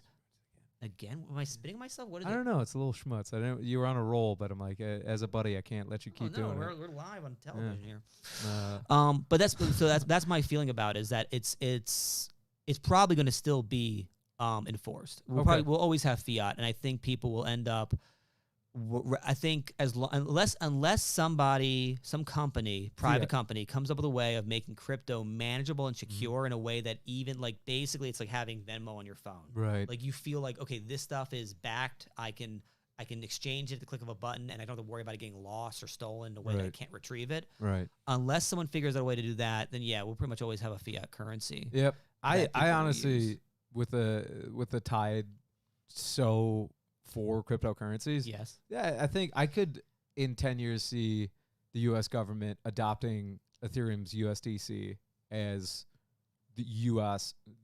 currency, and then fiat money or the physical dollar bill then representing cryptocurrency. I could it'll be see that. they're already coming out of the digital dollar. They're working on it. Right. There's gonna and they're slowly gonna move towards. I don't think it'll be like an announcement like today we inaugurate the USDC as like the national currency. I think banks will start be holding your money in the form of digital currencies, and it'll become a natural thing where people don't even realize that we're using digital dollars now. Right, but I mean, here's the thing though: is that going to be backed by Bitcoin, or what are we going to use as the new asset? Or are we going to keep it backed by bullet? The U.S. will continue to try to back it up by bullet. They want to be the reserve. Us being the reserve currency has given us tremendous amounts of power and control over the globe. That's why, although we have like slight amounts of inflation, it's not egregious, because we basically get to set the standard of what everything costs. Right. And we want that power because it's what gives us the kind of control that we've had. Right. And they're going to do everything they can to maintain that. If something like Bitcoin becomes a standard, we don't have that kind of power. Well, I'll tell you right now. Again, and China gets ahead of us again. I was going to say China and Russia are both ahead of us. Like you wouldn't fucking believe. To the point where in back channels, the U.S. is frantically building farms for cryptocurrencies. It's insane. Yeah. Because China and Russia have been at it the last 3-4 years. Yeah. I mean, Vitalik talking about Russian farms that are like, oh yeah, we own motherfucking Ethereum. Yeah. And China has been just buying Bitcoin. They say it's illegal. Again, weird communist play here. It's illegal for the people of China to actually be using Bitcoin. Right. But the Chinese government, as far as crypto assets are concerned, just gobbling that shit up like hungry hippos. Right. But you see how this conversation right here is like universal. Like anybody of any status or level of or gender or anything can talk about this, and it's important to them. Yeah. But yet it's not the conversation we see being talked about on CNN, Fox News, and everything else. Right. Again, you know why? Because you and I have talked about this. It's again, I keep. It's not sexy. Well, yeah, I'm also. It's not fun. Oh, we can. There's make no it sexy. empire. We can take our my shirts point is, it's like there's no Emperor Palpatine. We can all look at it and say, like, this is the guy who's right. And I keep using the royal oligarchy for the powers to be at the top of the United States here. But I think the reason being is America kind of doing what it does, being a Snorlax on the new the way of the future. Those people at the tippy top, right? The Exxon Mobils and whatever companies to be, and we saw this years ago when I first got into cryptocurrency. Everybody that was anybody with finance, business, billionaires were all like, "This shit is fucking dumb," but at the same time, they're like, let's go ahead and fucking get ready to get all there's this a thing shit. that they tell you. Right. but they they And then there's the thing that they do. right. We're being conspiratorial here, but it's I don't not. even think It's it's I don't think it conspiratorial. is This because just they're game doing theory. it. It's You're just right. game theory, They're just dude. Like, they're just doing it. But when I saw Bank of America and Merrill Lynch and JP Morgan and all these financial institutions 3 years ago talking about how crypto is fucking dumb, but at the same time filing to open up, places to hold and buy ridiculous Right. amounts of crypto, I'm like, oh, dude, you know what they're doing? The same goddamn shit where the rich want to get richer by being like, nah, don't worry about it. This stuff's dumb. It'll never be anything. They load up on it, and isn't that a problem? it's the biggest problem. I When you think that's have, what like, we're getting when at. you have like news corporations that are talking in ways that just are like exaggerated and biased and aren't really just informing people, but more so dictating their feelings towards like a certain asset like cryptocurrency, right. saying that it's like it's a bubble and it's over and there's no way it's gonna like work out and like it's done, it's dead, and everyone's like every retailer who basically trusts these news outlets to be giving them the the news is following those decisions and making their life decisions based on these things. Right. And like 5 years later, now it's quadrupled in price. I It's basically the asset that's created brand new millionaires.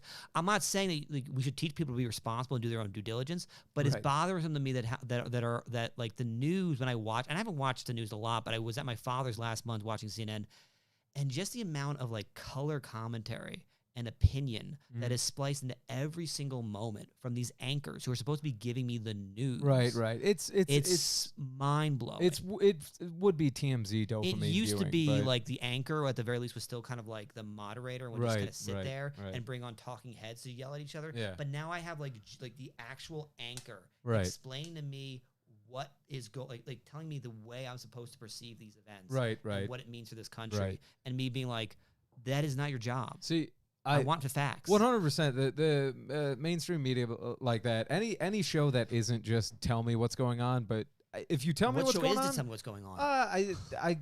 occasionally NBC and then the BBC. I like BBC, as BBC, well. I mean, I haven't really watched British. Here's something that I think Sean and I might be vibing on this, especially when it comes to U.S. and cryptocurrency. He's talking about, I don't know how much crypto mining is going on in the U.S., but is it private?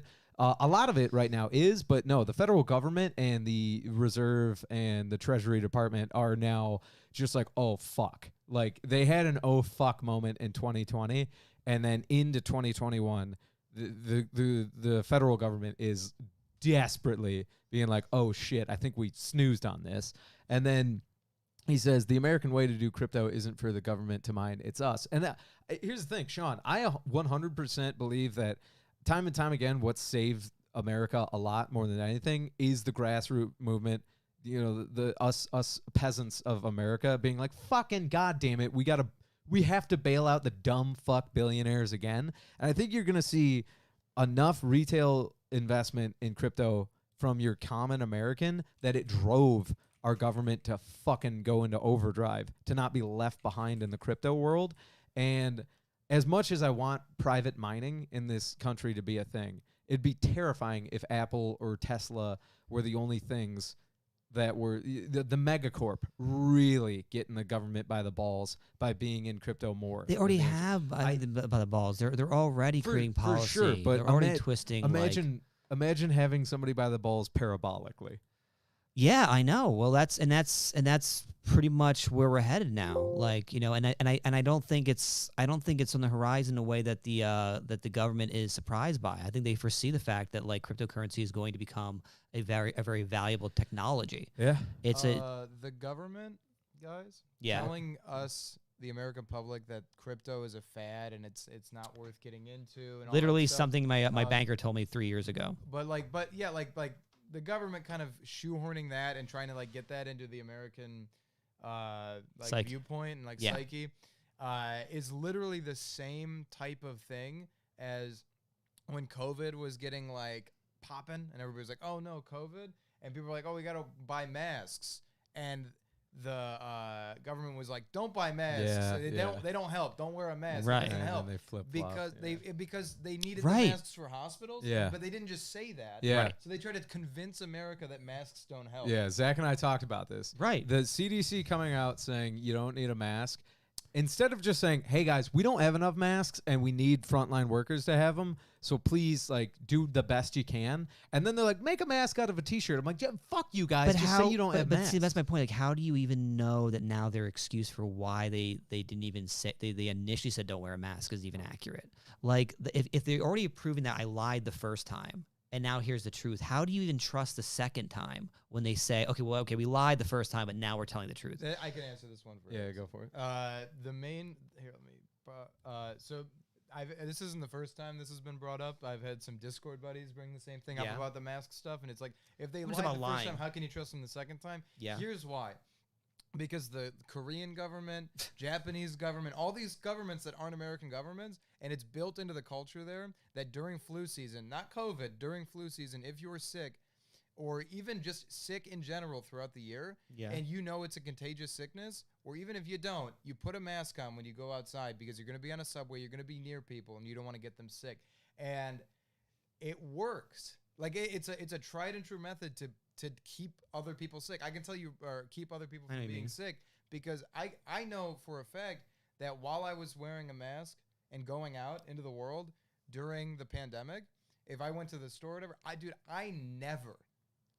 never got sick like I would, like as opposed to, because I get sick pretty regularly, and it's like, I get colds and stuff. I never got sick until I got COVID. I would say, yeah. We were. But I didn't get COVID. I know. I know. I know what you're saying because I know how you got COVID, but that's we got it sleeping in our beds like sweet angels. A demon gave it to us. Elena sent something that is very poignant. If we don't mind playing a video. Yeah, go for it. I do kind of want to wrap up the crypto talk and then down with the oligarchy and then do kind of summation points. Yeah, sure. I just lost a grand. You guys have probably seen this, but it's fitting to what you guys are talking about, Elena. It's so annoying. I can't believe they just fucking swept the lows and I just lost a grand. That's crazy. What coin? Doge. I'm trying to. I think it's gonna go again. What is it at? It's at 0.37. Okay, so this is if this is going to be that super cut of like 20,000 local news companies saying the same thing, I don't want to even watch it once because I'm sick and tired of people bringing up this clip. It's like for people to share this and then act like, but no, we should trust CNN. It's like, you don't have to convince me. I think the media is completely falsified and under control and has a bias and a narrative trying to sell.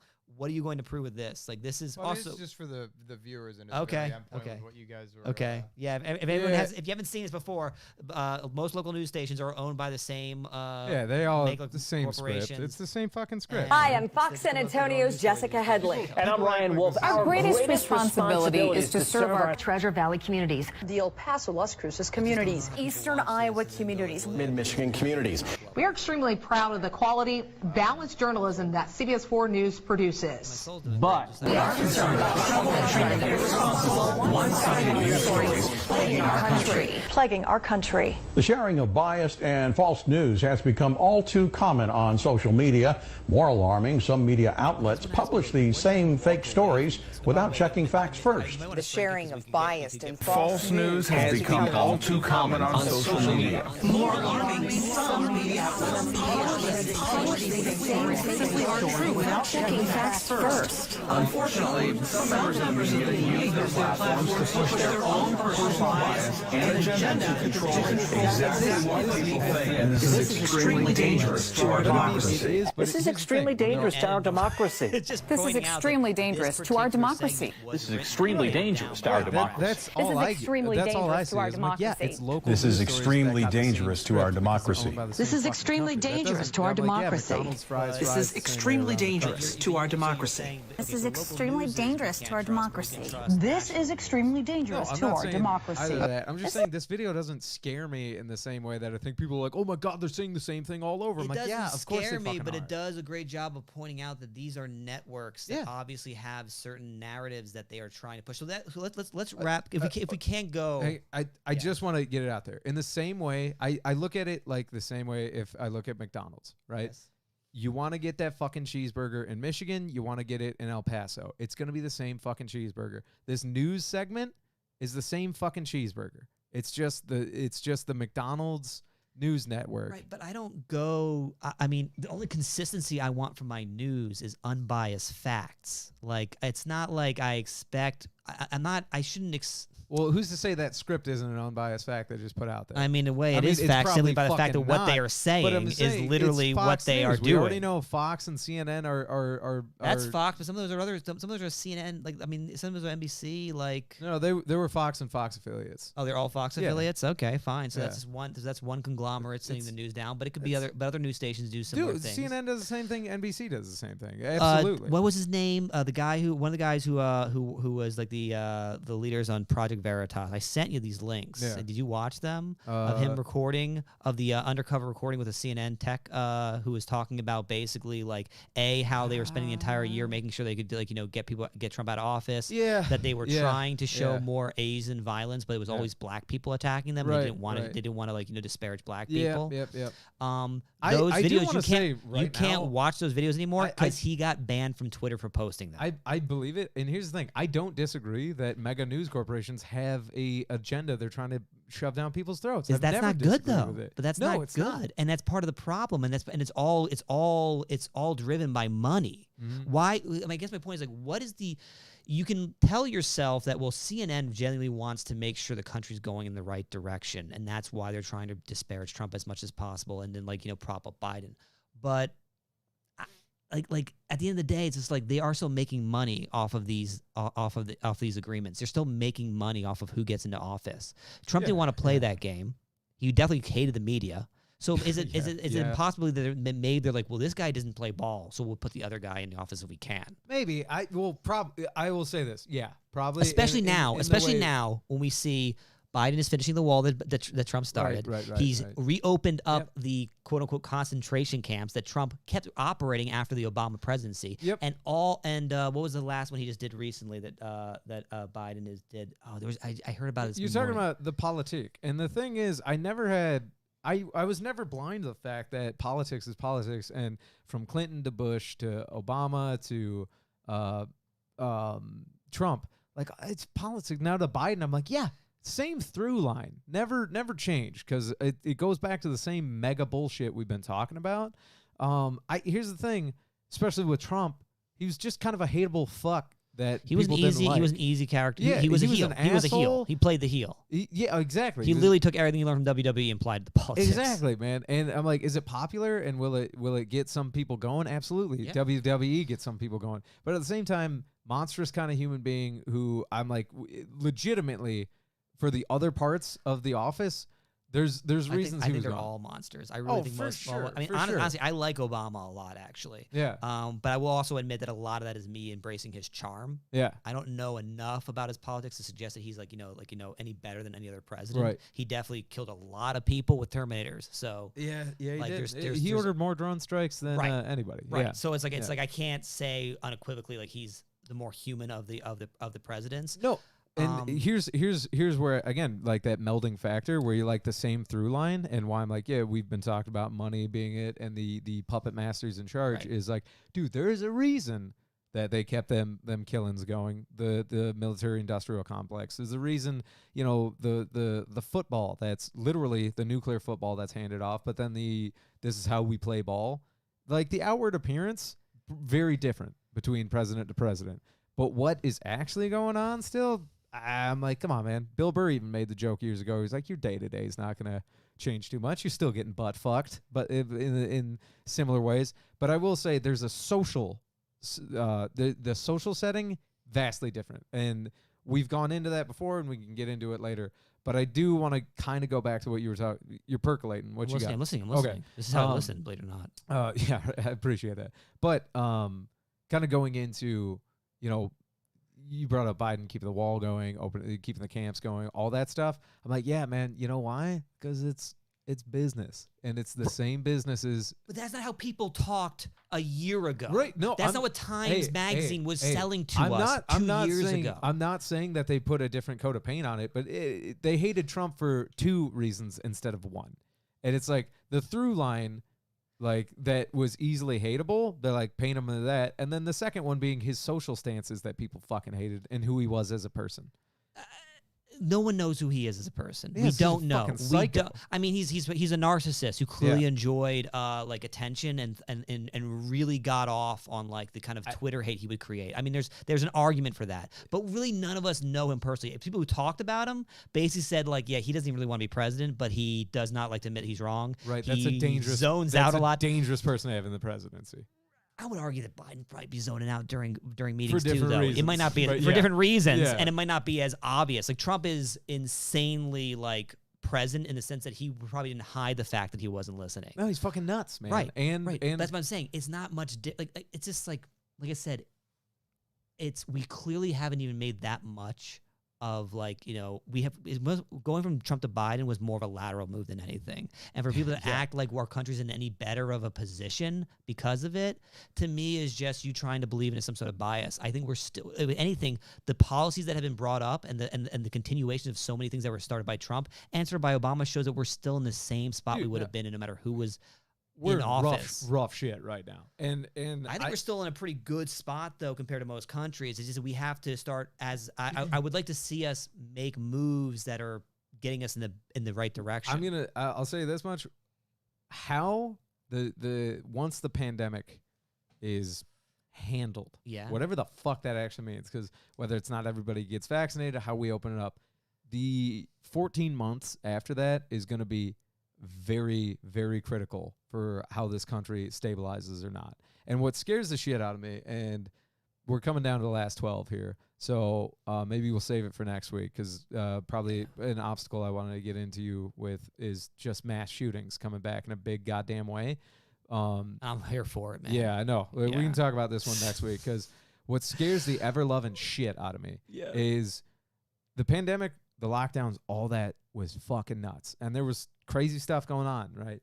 But now that it just feel like the little bit of opening up in America before, right? Pre-pandemic America kind of opening that faucet up, it is ridiculous to me how many mass shootings. It's like it's been pent up and people are fucking going off.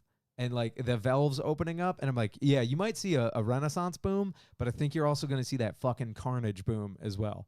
And that to me, I'm like, oh, this is going to be wild. I'll be honest. I'm grateful, and I thought it was going to. I thought what we saw in May of last year was going to be the start of it. I personally am grateful that it's not as violent as I thought it was going to be. Yeah, I think it's going to be. Maybe, and that's why you were calling me every week for the first few months of this pandemic, is because you really do think that any moment now here's we're something. going to be loading our cars up with gasoline tanks. Anecdotally, but I heard this from law enforcement, military, and some of my buddies that work in government agencies. Mm-hmm. They are backordered on less than lethal options and tear gas, to the point where there's a category of like less than lethal options, and they're back ordered on that category. Yeah. That's crazy. Like law enforcement agencies, we can't find one more beanbag. Yeah. They're like, they have their wives making beanbags at home. They're like, honey, go get some dry beans and a sock. You gotta make me ammo. We can't. Our salads are so dry, we can't use any more pepper. Yeah, it's wild. Yeah. But no, it kind of scares me then when you hear from law enforcement agencies that the whole country's back ordering. Bullets are gear, insanely expensive. Right. Bullets being the scariest step up now. Right, because like that's not SWAT teams lethal. To the point where SWAT teams are like, hey, you're going to have to call in the National Guard for no other reason than we're going to need access to their armories. We should talk about guns, because I think what we need to talk about is because the question that right there is, so what is the solution for that? What I think right now is the solution for the money and the cronyism in our country is to stop letting let the media sell advertisement. Stop letting the media become a corporation that Are you can talking make about money. a government-run media, though? No. How does that company make money, then? Because that scares me a little bit more. Well, then I'd have to look more into it. There's got to be a way that we can stop having them like. You want unbiased media. You want unbiased night. We have to find. We have to go one of two directions. I mean, we have to either stop allowing like companies like Twitter and YouTube to suppress information and just treat them as platforms. I think as crypto and blockchains open up, and we're gonna have a more free internet. I'm praying to God that's where it goes. I think it's where it's going. But I also know that we also thought with the internet itself that it would be a much more free and open space for people to be. But there's always a way to find to like manipulate these things. So I'm picking up what you're putting down. But you want that unbiased news. We just have to we just have to find a way where it's like information is not being as controlled because like right now it's at this point there's basically people with money who are doing everything they can to figure out how to control the narrative and decide what information gets shared. What do you? I'm smiling only because I'm like, what if this was a 2-hour commercial for the Epic Times? The Epic Times? Have you ever heard of the Epoch Times? No. It's a news agency that markets itself as the most unbiased news in the world, but it's kind of a tabloid. Feel how you will about Project Veritas. When they publish basically like undercover reporting, sounds so cool. It's it like sounds an so evil cool, yeah. company. Bring it up though. Yeah, a lot of people will be like that. They are not reputable. I need to know more about Project Veritas, and then who's the evil housing guy everybody likes to bring up? He's got like money. Madoff? No.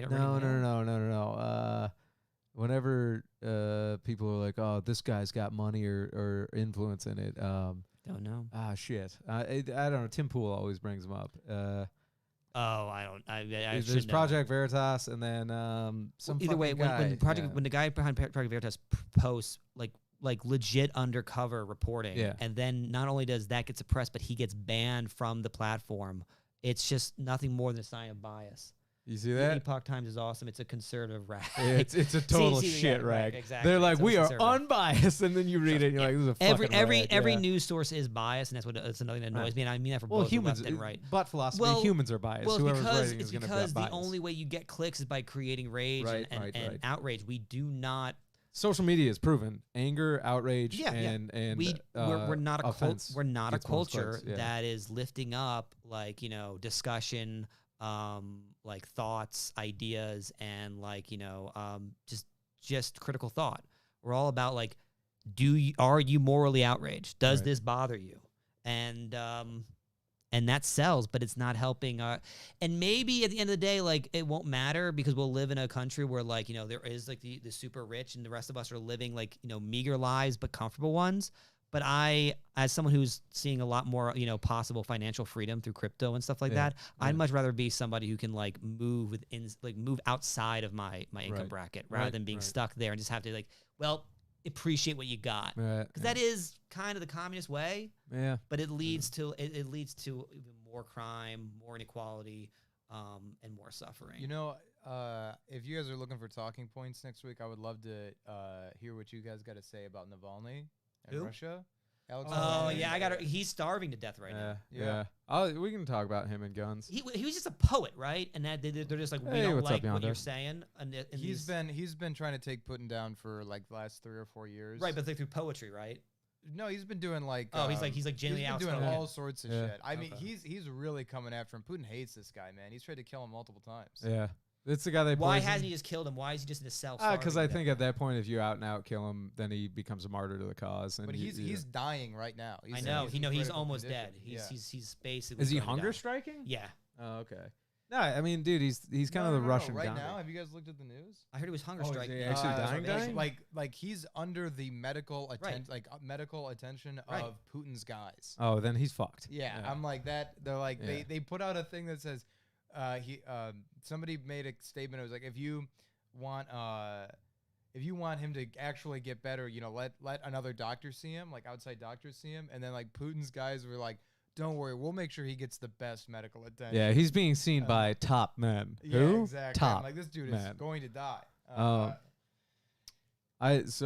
only reason he survived the last assassination attempt by Germany Putin, stepped in. Yeah, Germany saved him. Yeah. So no, we can talk about that. We'll talk about guns and control, because I think violence of action and control also leads into the money and power we were talking about. I mean, I was surprised I didn't get any pushback on the currency backed by bullet, because that's just kind of something. Why would I push back on No, that? I You're just talking to a guy who's insanely no, excited about it's like cryptocurrency. just people in general. Like I don't know if that's already out there and people have that. But the whole reason why George Floyd is dead is because it's a federal crime to have a counterfeit $20 bill at a convenience store. How that like I don't care who you are. Explain to me how that really requires like an arrest. Yeah, just for law like enforcement coming in. Yeah, coming. Like I understand the idea is like, well, if he's producing counterfeit bills, the level of millions, then it's a problem. But like, it's a fake $20 bill. Like, I'm just gonna say with that idea, should I get arrested for trying to pay people with monopoly money? Like, just in all things going on, I think one of the most impressive things to me is I don't think you get so excited thinking I was going to say something No. racist. Your unique ability in the last 3 minutes of a show to bring up one of the most controversial goddamn topics on planet Earth right now. We're like, tons of examples, but I'm going to bring up George Floyd and Well, the it's I'm like, you relevant. son of a bitch. It's like, what's I'm relevant. trying to do outros and people just getting ready to wind down and click off. Are like, look, you said it. You gotta now. They gotta get. I'm like, God damn it. Talking about AR-15s next week. Shameless plugs. Shameless plugs. You guys can catch me on Mondays in the Obstacle. I got to learn to start plugging that more often because I keep forgetting to. So I'm going to practice right now on the actual show that we're on. Guys, by the way, like and get a friend to subscribe to us. We're at like 83 now. 17 more people we get. YouTube.com/Salsa Parlor. And we need that shit because it's way harder to get people here. We'll have more followers after that happens. But if you like what I do, you can find me on my podcast, Jess Erickson. The Jess Erickson podcast is on everywhere podcasts are found. And as far as shows are concerned, I don't know when I'm going to be performing again, but I'll be performing someday. Yeah, that's my fucking thing. Cool, man. That's the best. That's my fucking thing. That's the best. Fucking shameless plugs. Again, guys, if you like what we're doing, please like, subscribe. It helps so much. Because if you want unbiased news, or at least if you want biased opinions between two dudes who can still be buddies but have vehemently different. We were pretty much on the same page. No, today we were on point. But I'm just saying, like, I think one of the things that the Obstacle has. You convinced me that, like, you're right. Like, I think businesses might not be as in bad shape as I thought they were. Some are. It's just it's just a matter of like you really, really have to want it, and I don't have a problem with that. Right, I probably went into it thinking it would be way easier than it should have been. Yeah, the mentality. Yeah, we'll get into it. Shameless plugs. If you like what I'm doing, please help out Salsa Parlor by just share, and subscribe. It's the easiest thing you guys can do. It's free, and it helps more than you would know. I know that because I've been doing solo YouTube content on Loaded for Bear. And again, it's kind of crazy that just liking, subscribing, and telling people about it, word of mouth, at the grassroots level of online entertainment helps. So check me out on Loaded for Bear. I just did a video that is out today about shoving a cigar tube full of survival gear up your asshole. It comes to us from Navy SEAL's book, 100 Deadly Skills. Check it out. That's actually a thing. I didn't know they do it, but they do it. That is clearly the most interesting thing that Lewis is doing. Yeah, shoving cigar tubes up my asshole. Did you really shove? You did that? Go watch the video. That's how you get people to check out content. Did I shove a cigar tube up my ass? Dude. There's Vaseline in the video, so I'll go ahead and tell you. Dude, you're going to be boxing Jake Paul in another year. You know what? I'll start training now. You should. That guy is a monster. Yeah, fuck him, dude. I'll fight him if for nothing else. You can personally hate him all you want. It's not going to stop the fucking 20 pounds of steroids going right to your face. That's fine. I'll put me on steroids and see what happens. I don't want to know what that looks like. I'll fucking train on the roid for Jake Paul. I'll also fight dirty. I'll go in there and be like, just boxing, and then I'm like, I'm gonna try and kill this guy. Then the weasel referee will say you're I'll out. kill him too, and then the world will be like, well, we got to kill Lou Michael because he boxed in whatever state has a death penalty. I think that would be a lot like what's his name in Russia. They'd be putting you in prison, saying, "Well, we can't kill him because he's kind of a national hero, but at the same time, we're just going to have top men starve." I'll tell you right now, it's first degree murder if I do it now because I said I have a plan and I'm going to do it. But this is a parody podcast, so a parody law. Okay, everything we say is a joke. Nothing's real except for money. Lou the Surgeon on Twitch, Lou the Surgeon on Instagram, and free consultation, comedy law-based podcast. We're getting ready to ramp that up. I do it with Nick Ladorf. You guys are awesome. Thank you so much. That's our outros. A final plug, Salsa Parlor Morning Show, a little bit more goofy, a little bit silly. 10 a.m.s on, way more goofy. 10 a.m.s Saturdays on Salsa Parlor at youtube.com. All right, thanks, guys. Take it easy. Later, guys. I'm literally trying to get my Doge back up on this thing.